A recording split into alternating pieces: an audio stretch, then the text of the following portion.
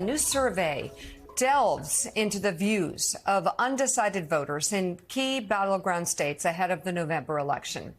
WIC Insights asked undecided voters in Pennsylvania, Michigan, and Wisconsin their views on a number of critical issues. On abortion, voters were asked whose policies most closely matched their views.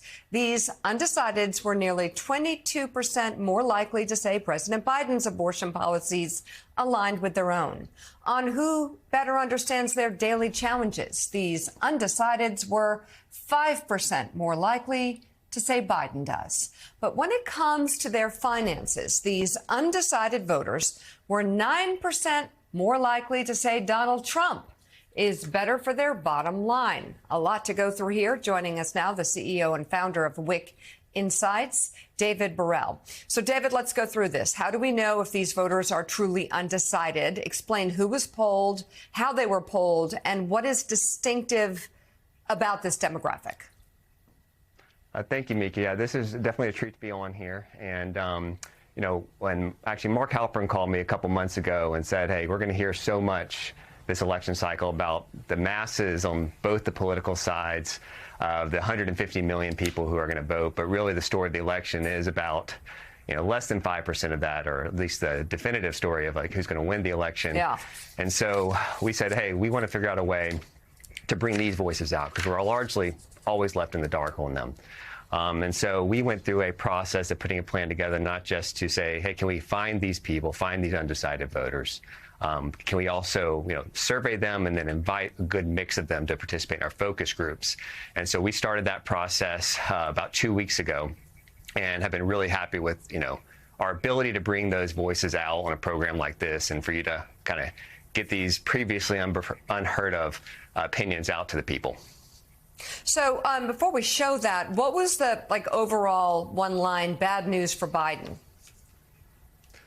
I'd say bad news for Biden was definitely the economy and the border, which I think isn't all that surprising or different than what you might even hear about the electorate in general.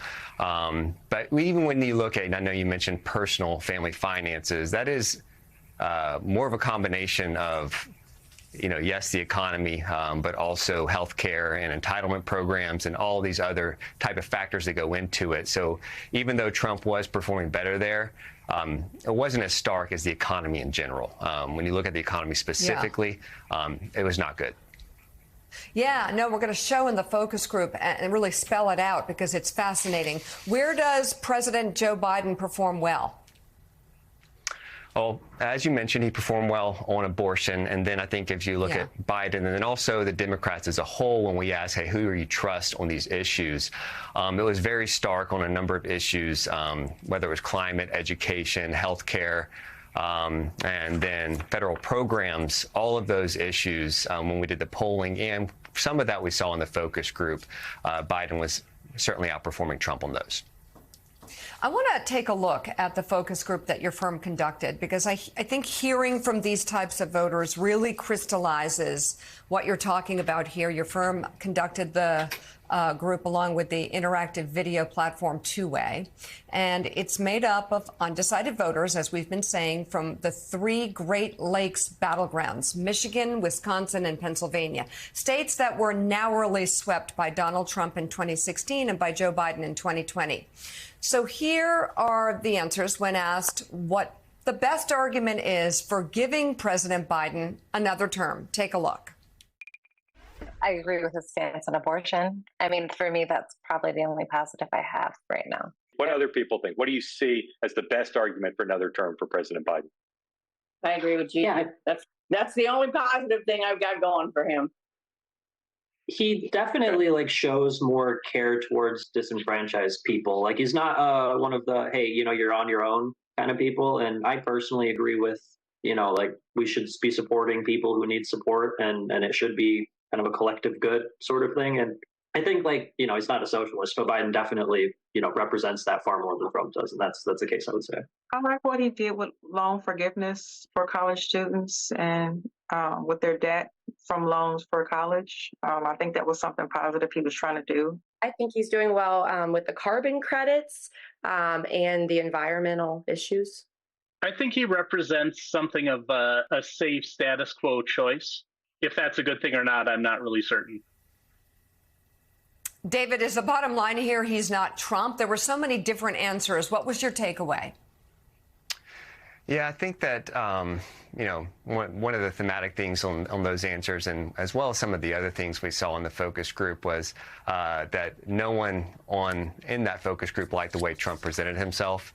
And then I think so you heard a little bit of that, people relating more to him. Numerous different words were used on it. But yeah, on the issues, it was kind of across the board. But on some of those we talked about, and we saw that in the survey too. We had abortion and climate change. But certainly, I think thematically, not Trump definitely was from a personality standpoint, especially was something that was threaded through the whole group.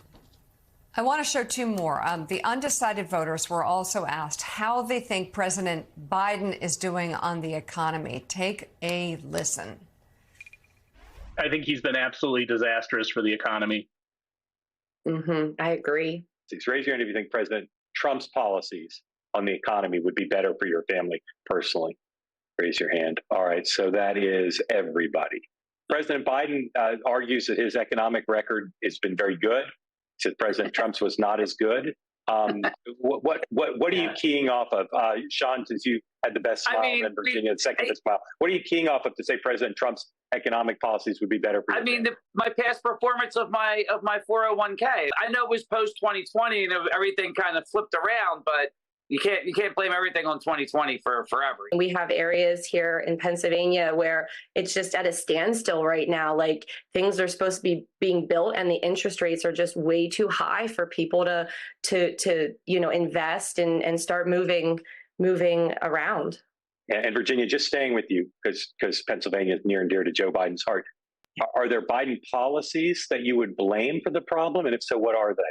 The interest rate is so high right now, and I know they're trying to cut the inflation down, but like if nobody is building, no businesses are really coming to Pennsylvania right now to keep us moving forward. Even if you're trying to buy a house, because I'm trying to become a first-time home buyer, the prices are so high right now. It's just hard.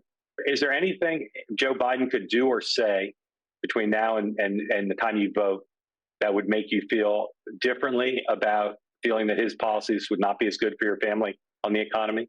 Or are you pretty much decided that Trump's policies would be better for the economy? I mean, I feel like he doesn't even take accountability for what's going on in the economy. Not even accountability, like he's in denial that it's happening. The point is Biden needs to hear the people, because when he's talking about the economy doing stellar, he's talking about the stock market. He's not looking at homelessness or joblessness. He's not, at Gigi's point, thinking about how much it costs to go to the grocery store. And he's gaslighting literally everyone in the process. Okay. And Omar, you voted for Joe Biden last time, right? Yeah. Some really important and hard insights for the Biden campaign to hear there. And hearing all that, you might think things are pretty bad for President Biden. That was not good. But Trump may actually be the antidote. Listen to their thoughts about Donald Trump now, the undecideds. I just think Donald Trump is mean. He's a bully, and I think his policies are solid. I pretty much agree with most of them. I just don't like him as a leader.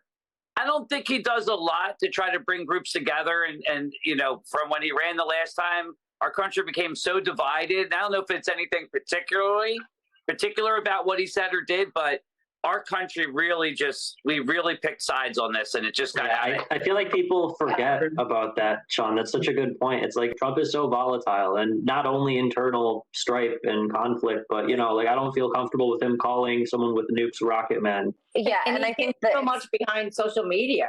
It's like, you just get your fingers off the phone. Yeah, he definitely Exactly.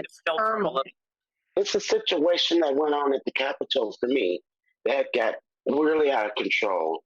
It makes you wonder, well, if he's back in there, anything could happen now. I feel like if Trump just shut his mouth, and just did his policy and his work, I would say, yes, please come back. But if he just learns to keep his mouth closed, don't make comments about people that he might not necessarily like that much, and just be a strong leader and do his job.